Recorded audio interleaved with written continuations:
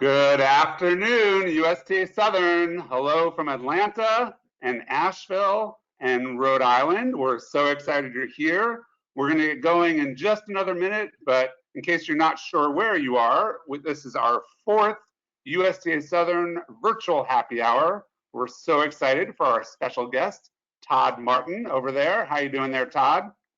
Doing well, Andrew. Excellent, thank you. And of course, we have our wonderful USTA Southern section president, Bonnie Vandergrift, joining us from what looks like a really bad locale. Bonnie, you just look like you're not in a great place there. I'm sorry for your circumstances there. Yeah, Hey, Bonnie, I was going to actually have you ask me a question. Bonnie, ask me why I'm wearing sunglasses. Andrew, why are you wearing sunglasses today? I mean, the future of tennis is so bright. I can't. That's good. You're right. We hope it's getting brighter every day. That's my version of a Darren Potke dad joke. For those of you who know our USTA Georgia Executive Director, Darren Potke, that's the kind of jokes he likes to share. But anyway, good afternoon, everybody. Welcome again to our virtual happy hour with USTA Southern. We're so excited you're here. We have a great afternoon for you. We're going to relax. We're going to enjoy each other. We're going to spend some time. Please feel free to put forward some chat questions. We'll try to get to those, and we're gonna dive right in. So I think we're going to go to our next slide. A couple little housekeeping, and then I'm going to get out of your way here.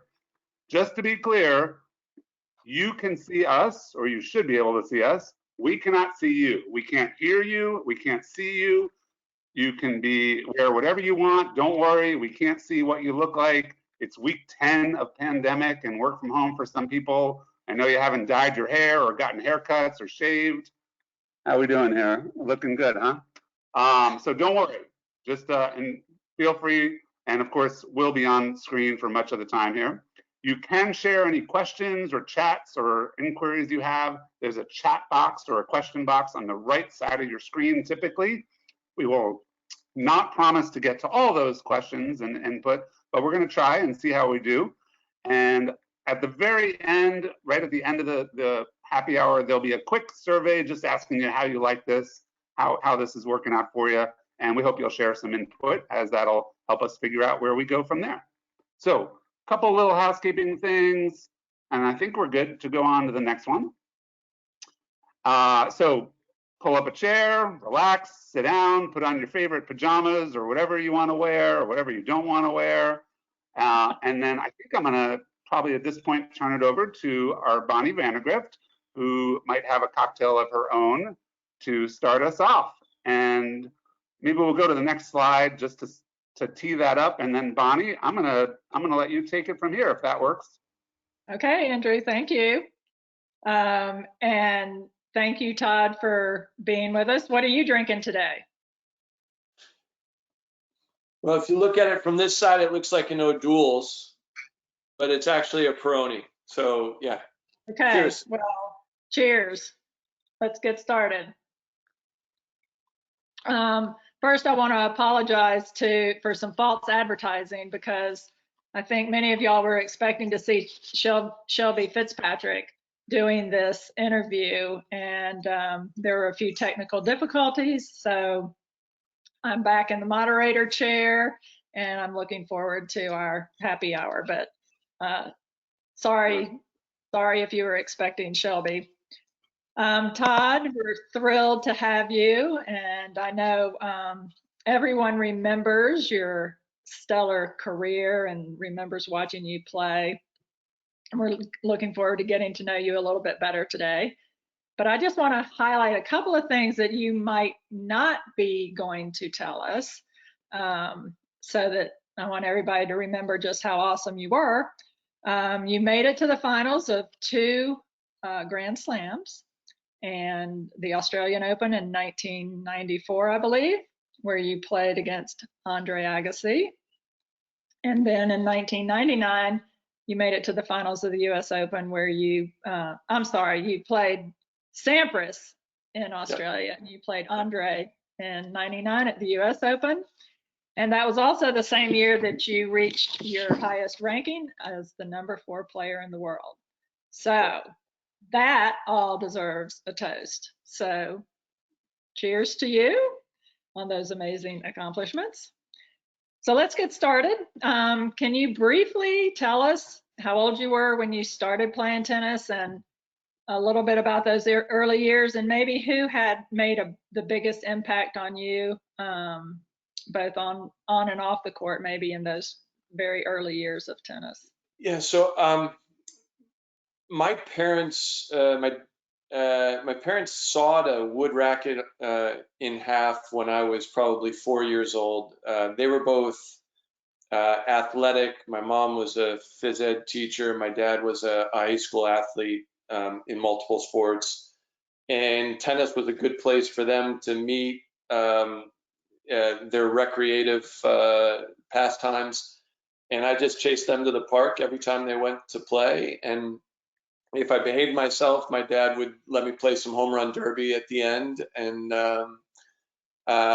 yeah, I just sort of fell in love with ball meets stick, and they'd do anything to give me a chance to keep myself occupied with the tennis racket. So, you know, they didn't want me to hit the ball against the garage doors, so they took a picnic table, stood it up on end, and I'd tap the ball against the picnic table over and over again. I had always had a fairly obsessive mind frame. When I was interested in something, I could stay focused for a long time, and I did that. I was introduced to my first coach probably when I was about 6 or 7 years old, and he really taught me the fundamentals very well. And then we moved when I was 10 from Ohio to Michigan, which is when I met my sort of #1 tennis mentor in my life. Okay, great. Rachel, let's look at the next slide. So it sounds like you were sold on tennis from the beginning. Did you play any other sports growing up? Maybe like the obvious one, basketball or? So basketball was my first love. Basketball was one of the sports that my dad played. I grew to love it very quickly, but I played everything. I played soccer, basketball, baseball, hockey even. I started playing hockey a little bit when I was young. Tennis, golf. I mean, just my parents did made a really committed effort to introducing me to all sports and frankly all extracurricular activities. I was in the band when I was in middle school. I was forced to try to learn how to sing. I took piano lessons, you know, so forth and so on. And that was perfect for me because they allowed me to find the sport that drew the greatest passion from me. Ultimately, what drew me most to tennis was the independence and responsibility. The solitude of being by myself. I was fairly timid when I was young, and although I loved basketball, it wasn't necessarily the greatest dynamic for me as a person, and didn't sort of stimulate my obsessive puzzle solving mindset.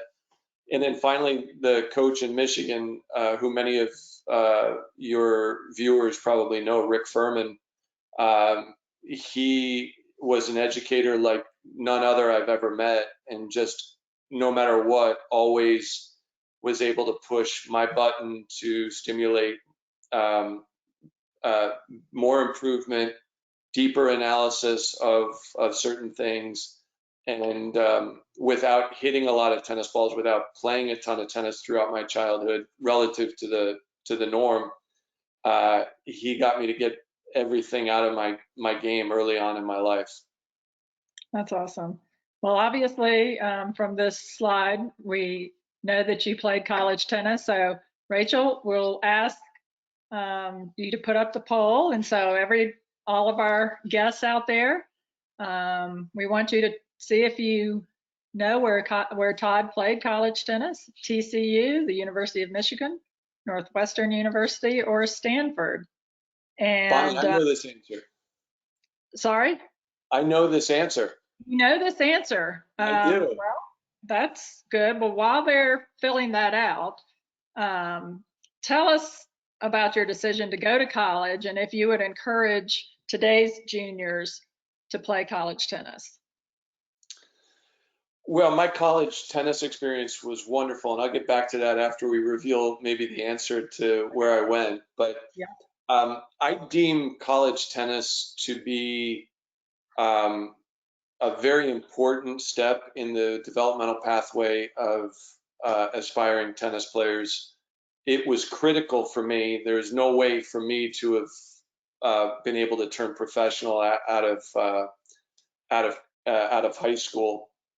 I think it's not for everybody. I mean, there are those who really and truly are just so special at such a at such a young age.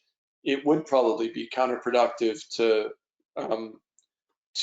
not pursue the professional career at an earlier age.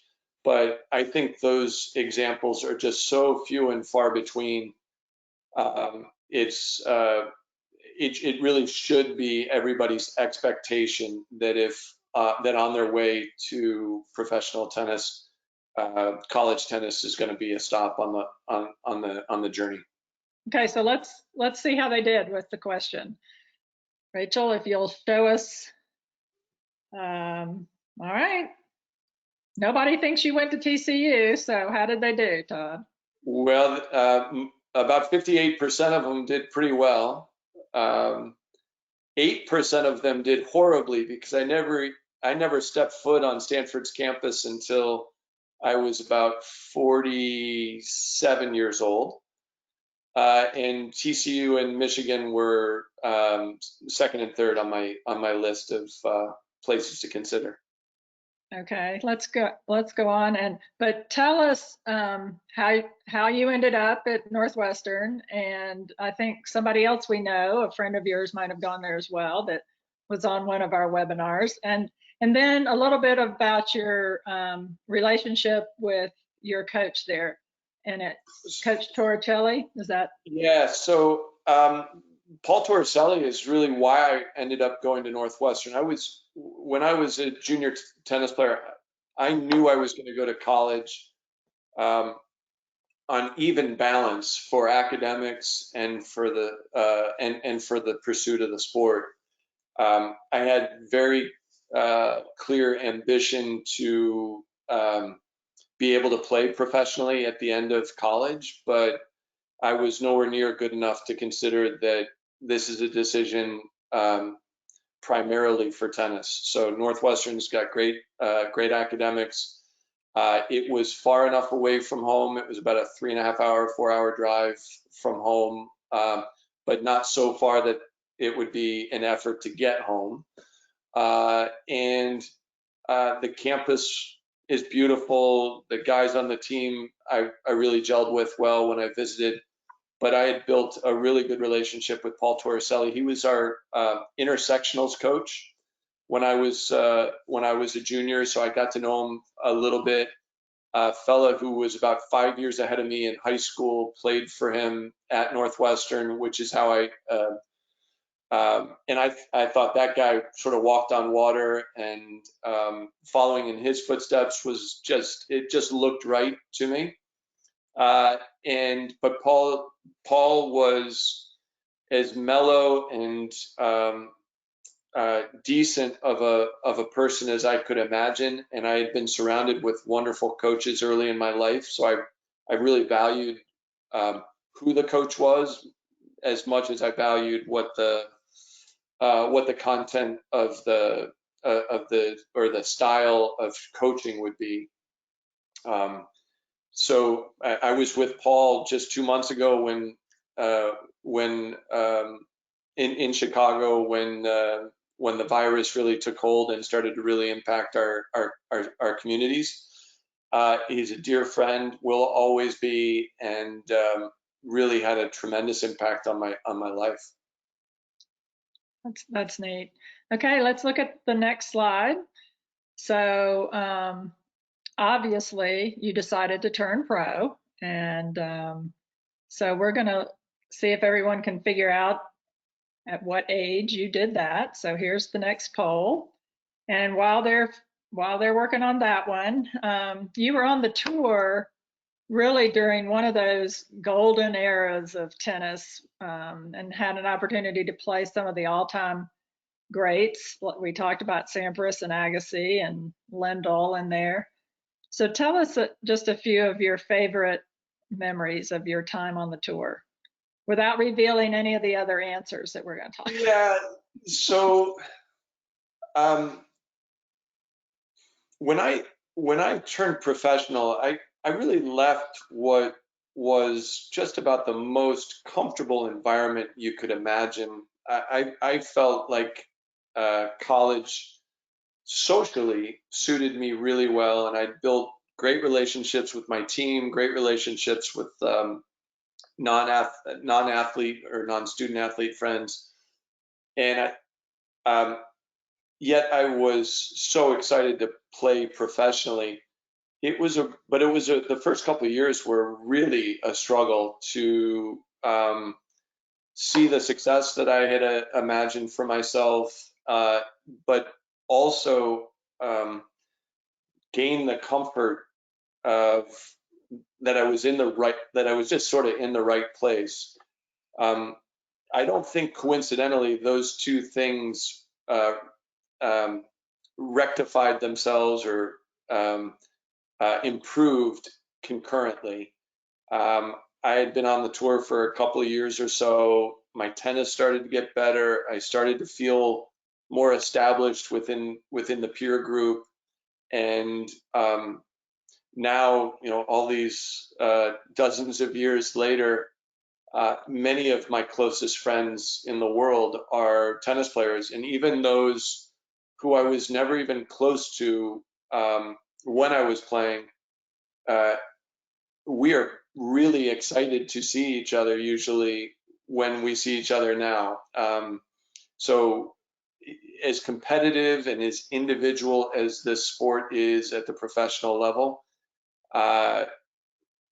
the thing that is most impactful for me today are the relationships that I developed, my experiences of other culture, and yeah, I wouldn't trade that element for the world. Obviously, chasing tennis balls around was a blast because it was a child's game, and something I always wanted to do. But my fondest memories are in the locker room, at dinners with bunches of players and coaches, playing cards, getting into trouble, whatever it was, the fondest of memories. I think that's probably how all of us feel that are on this call. It's all about the people and the relationships. Most of us didn't have that same kind of experience. We're league players and things like that, but you make great friends through tennis, and it's a great way to connect. So well, that's actually interesting. I mean, Mats Wilander, in my first ever senior tournament, he and I were on the bus together, sitting next to each other, and we were just shooting the breeze. And he had just started doing more and more in the sport. And I asked him, why is that? He goes, well, when I was young, I liked to hit the ball. And when I was a little bit older, I loved to compete. And then I was this, and then I was that. And now, and this was when he was 45 or so. And he's like, now frankly, I just love bringing joy to people in tennis. yeah. And it was premature for me to be thinking that, but for me, that's what's fun about it now, is just seeing the camaraderie and the benefits people's lives. Great. Yeah. All right, let's move on to the next slide. And did we forget to we forgot to find out how old you were when you turned pro? I was 20 years old. I had just turned 20 when I turned professional. Okay, they missed that one. Sorry, I forgot about that. Okay, So next, let's go to the next slide and see surfaces. You've played all over the world on all different surfaces. And so we want to see what surface is your favorite. So let's go to the next poll. And while they're figuring that out, tell us what your favorite tournament was to play, to go back to each year. I mean, I don't know if it was a Grand Slam or some other event, but what was your overall favorite tournament? So the two that stand out to me, other than the Grand Slams are each of them are really just so far above the experience anywhere else. I mean, partially because of the cities they're in, partially because of, or primarily because of the prestige and the just sort of the energy that exists at those tournaments. But the two cities that I looked forward to going to the most were Stockholm and Barcelona. Jose Higueras was my professional mentor for the entirety of my career. The USTA hooked me up with him right when I turned pro, and until recently, he was the director of coaching for USTA player development. But Jose grew up in Barcelona. He's been in Palm Springs forever now, but he grew up in Barcelona. So being able to go back, play at the club, the tournament in Barcelona is played at the club that Jose grew up at as a ball boy. Jose was came from essentially a peasant family and was a ball boy from a very early age for the members of that tennis club. And the perk of being a ball boy and working well before working age was they would teach these kids how to play tennis. And Jose is as brilliant of a tennis mind as there is.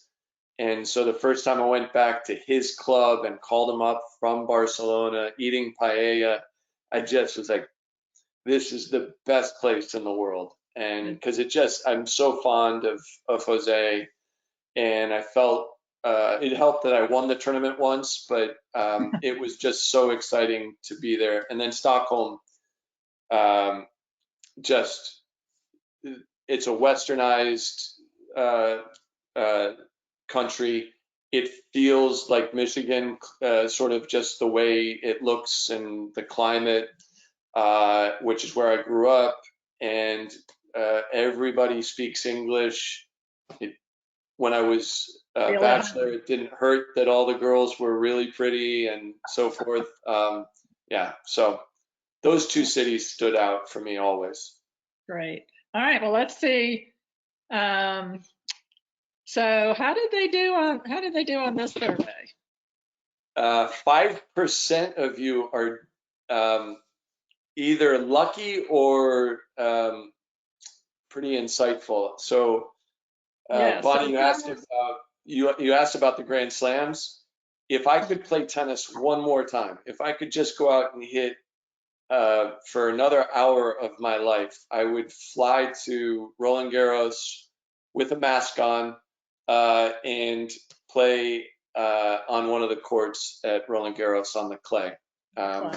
Was my least successful tournament or least successful Grand Slam, least successful surface, but I absolutely love it because it's the most challenging. It got me to become a better tennis player. One of the reasons I did well in London on the grass most years was because I had just spent 2.5 months, 3 months on the clay, and it just got me so well prepared for London and then the U.S. summer. And they play on clay in Barcelona too, right? So yes, actually a very similar clay in Barcelona and Paris. Okay, so here we have the next slide. You played on a lot of Davis Cup teams. And so tell us, first of all, tell us a little bit about this picture. So this is a photo after we won the Davis Cup in 1995. And this is in Moscow. We played against, their team was Yevgeny Kafelnikov, Andrei Orlovsky, Andrei Chesnikov were the three that played that weekend. And Richie Renneberg, Jim Courier, Andre Agassi was actually over with us injured just to be supportive.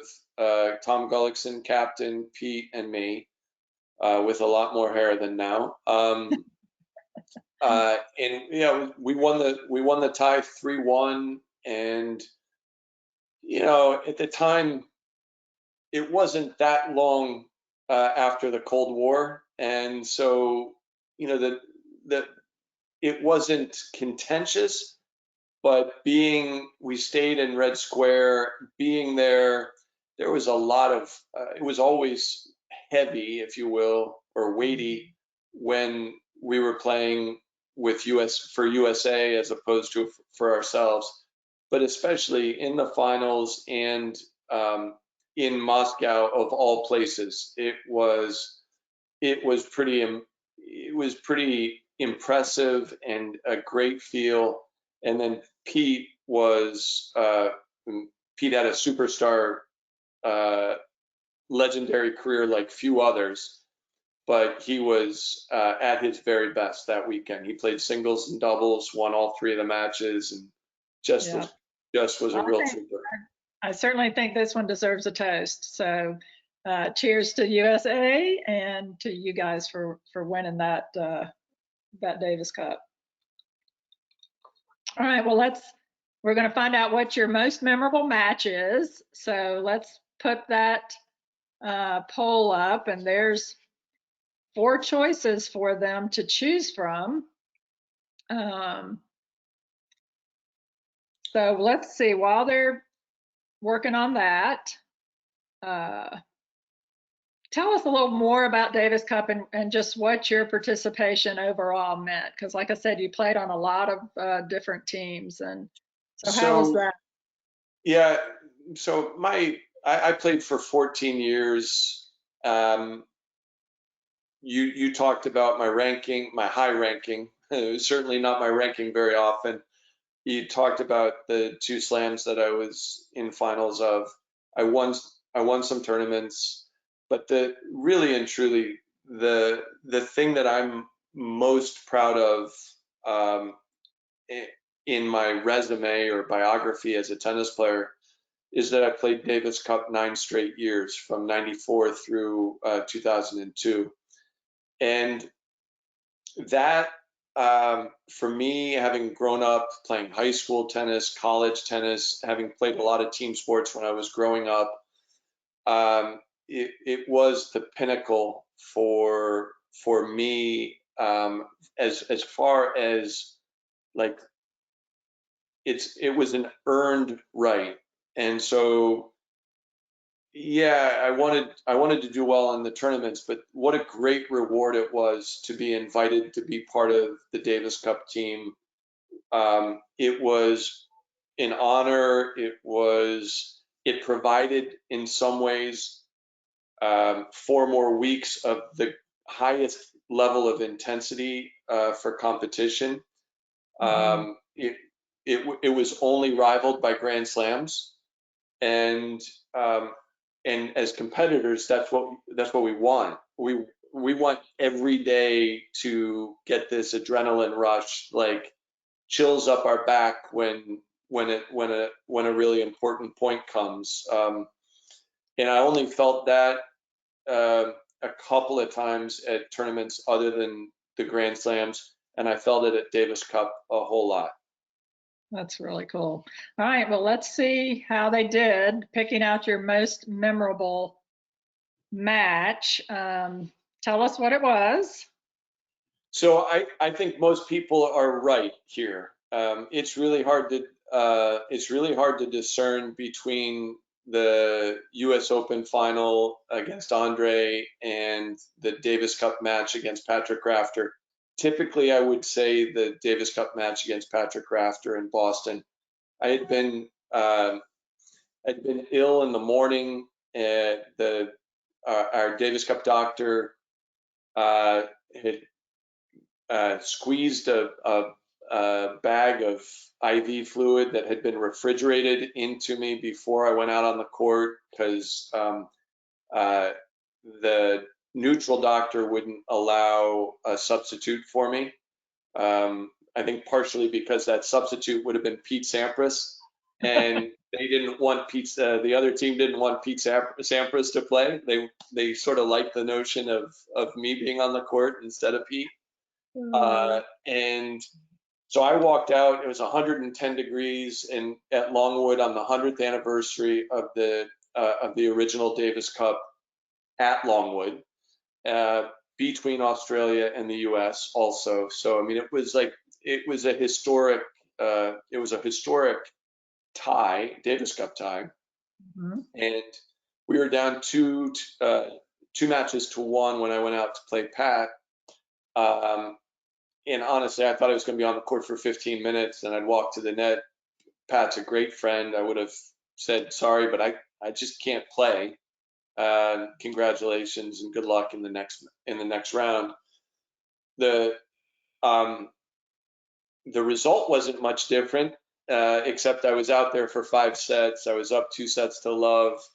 I swung at every ball that day as if I had to hit a winner because I knew I didn't have any stamina, and I was just so depleted physically. There was one point where Pat served and volleyed every point, but he took me wide to my backhand for a return in the ad court, hit a decent volley across the court.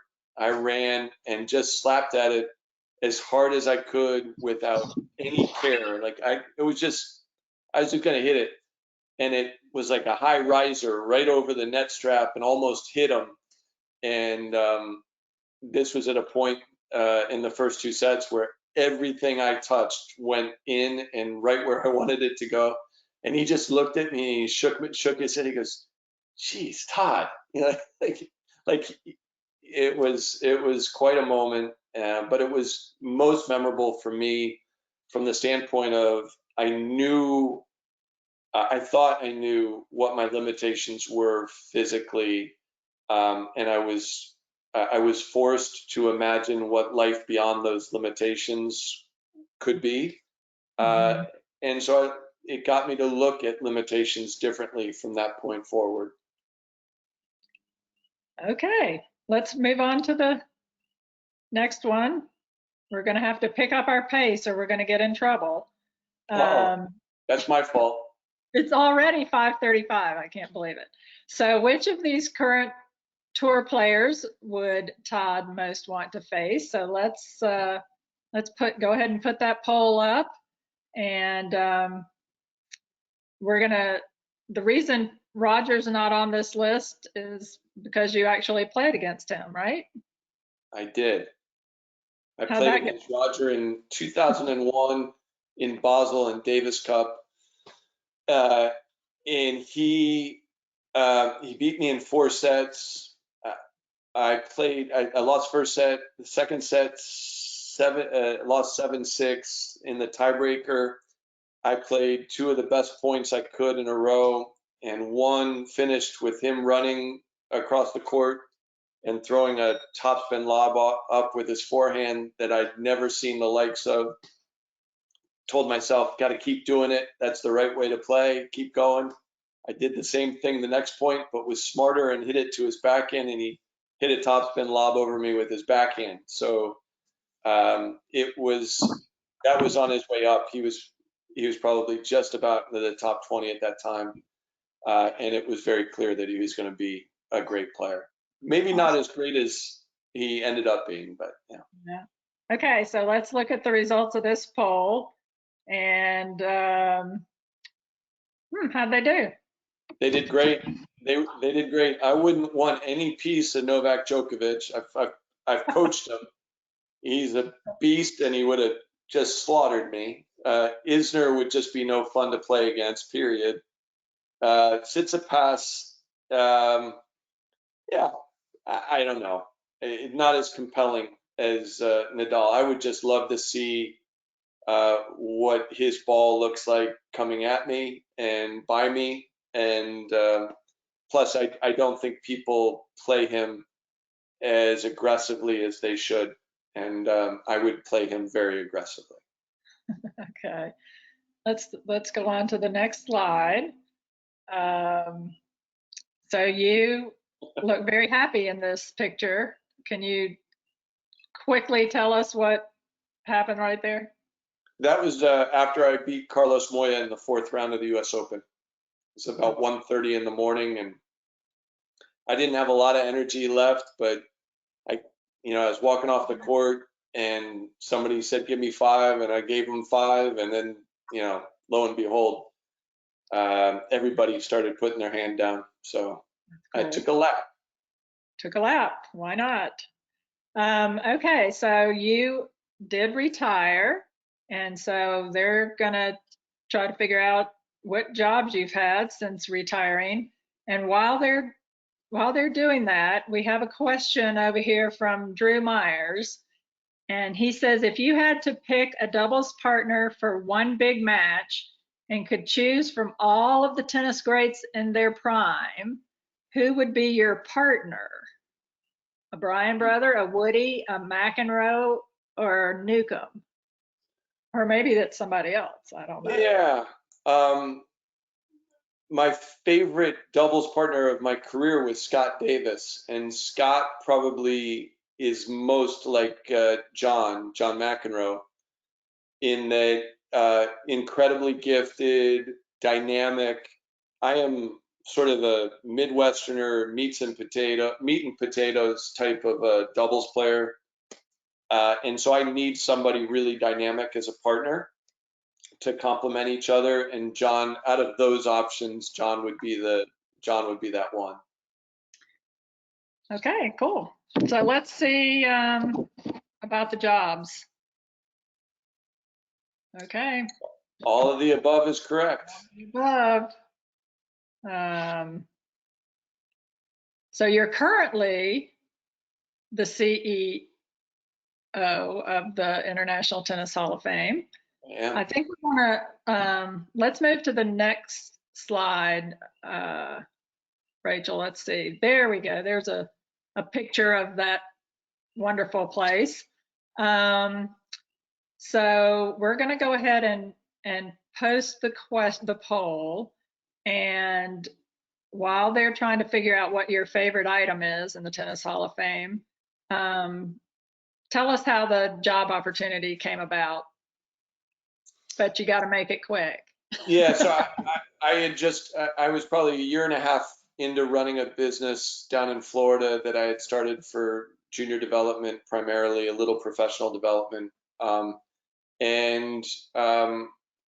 Somebody that I had been close to through professional tennis and administration was the chairman of the board at the Hall of Fame at the time, came down and asked me to create a list of individuals that he should consider talking to about becoming the next CEO of the Hall of Fame. My predecessor had already agreed to, or he was retiring, and so when the chairman came down, we had breakfast. I had 3 lists, of 3 different types of people. And he said, "Well, why aren't you on this list?" And I said, "Well, you didn't ask me."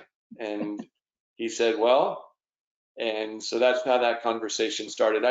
I knew very quickly that was that he was interested. He wouldn't have said it otherwise.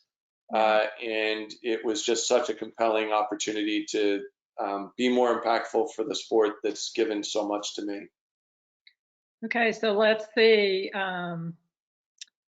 This one's kind of split. So we want you to talk about this very special item. So tell us what it is. Yeah, so my favorite item in the museum is a telegram from Jackie Robinson to Arthur Ashe In So let's 1968, put up, we have a picture of it, so we're going to put that up. when Arthur So- won the U.S. Open in 1968, and that was the first U.S. Open. And I'll read it. I get the chills whenever I read it, but it's to just imagine this: to Lieutenant Arthur Ashe, Care, West Point Military Academy, West Point, New York. That just right there, it just does it to me as a military wannabe. Proud of your greatness as a tennis player, prouder of your greatness as a man. Your stand should bridge the gap between races and inspire Black people the world over, and also affect the decency of all Americans. Jackie Robinson. I mean, if winning the U.S. Open's not enough, that's better than any trophy any human being could ever receive. It's just it speaks so much to the character of Arthur Ashe, but also to and the achievements of Arthur, but also the character of Jackie Robinson. Just amazing, and love having it and love showing it off in the museum. Yeah, that's a great story, and I think that also deserves a toast. That definitely deserves a toast. Yeah, to two great sportsmen. So, okay, so let's go to our next poll, which is how many Hall of Fame inductees are there in the whole wide world of the International Tennis Hall of Fame? So let's launch that one. And tell us who you think has given the most exciting acceptance speech since, I don't know, since you've been there, or maybe even before while they're answering this question. So the best speech that I've been witness to since I've been in Newport is Jimmy Connors' presentation of induction to Marat Safin.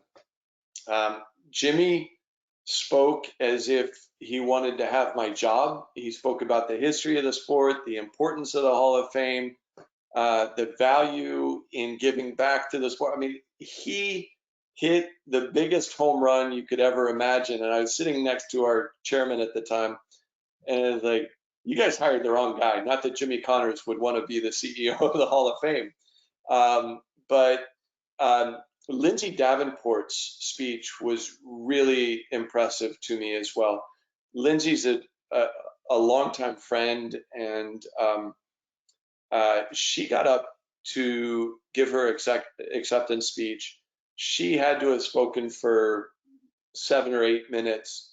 Without one note, she touched every item that you would think she would have wanted to, thanked the important people in her life without any notes, and just as smooth as silk throughout. And having to speak publicly a lot, to imagine doing it without notes, especially at such an emotional time, it spellbound me. Okay, let's see if they got the right answer. Looks Everybody, like they did. well, 75% are right. 75% are right. So let's go to the next. We would have had 259 come July if it weren't for the coronavirus, but we'll have at least 259 next July. So let's show this beautiful picture of the Hall of Fame in Newport.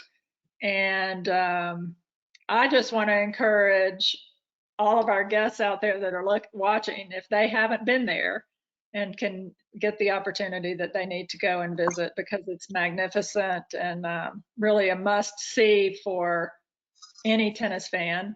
Andrew, we're not talking to you right now. Real quick, how much time does somebody need to allot for a tour of your museum and the grounds of the Hall of Fame? Well, I would allot about a half a day. And the reason I say that to a tennis audience is you should bring your rackets. We're a public facility, so bring your rackets, play some tennis, get some lunch. The tour of the museum, the formal tour is probably between 45 minutes and an hour, but if you wanted to, you could get lost in there for a couple hours. And frankly, the grounds are, it's almost 8 acres, and there's a lot to see just on the grounds. So I think a half a day, and you would not leave feeling like you had overdone it. For sure. Andrew, do you have some words of wisdom for us? You got it there, Just Bonnie. I wrap was gonna. it up. No, sure that you saw that question that we had from one of our participants about how much time to spend there. And I've had the chance to go up to Rhode Island and Newport to be at the Hall of Fame, and it is absolutely a spectacular experience for anybody who loves tennis, which obviously everybody on our happy hour does. So I'll just put in my additional endorsement that it's a really special place. And thank you, Todd, for talking to us. It's a very special place. I think I've been 3 times, and there's always something new. So we are out of time. Let's look at our last slide, because this shows everybody how they can follow you, all of your social handles. And I just want to give a plug too so last night Southern launched our we have a podcast now, and it's called Talking Tennis Southern Style. And Brian Hainline was our first guest. But I'm not going to put you totally on the spot, Todd, but I get brownie points if I can, get great people to come be on our podcast. So you and I'll talk later about that. But I just want to thank all of our Southern family. Todd, thank you so much for being here. We've learned a lot about you. It's been great. I hope you had a little bit of fun as well. Love it. I love talking about tennis, but please, everybody who's all 43 of you, come up and see us in Newport. We'll open our doors for you. He'll show you a good time, and just hope everybody has a safe and healthy Memorial Day weekend. If you get out on the courts, do it safely and play responsibly. And so, Todd, here's our final toast to you. Thank you so much for being here. It's been a lot of fun, and y'all have a great weekend. Thanks, Bonnie. Thanks, Andrew. Thank you, everybody. Bye-bye.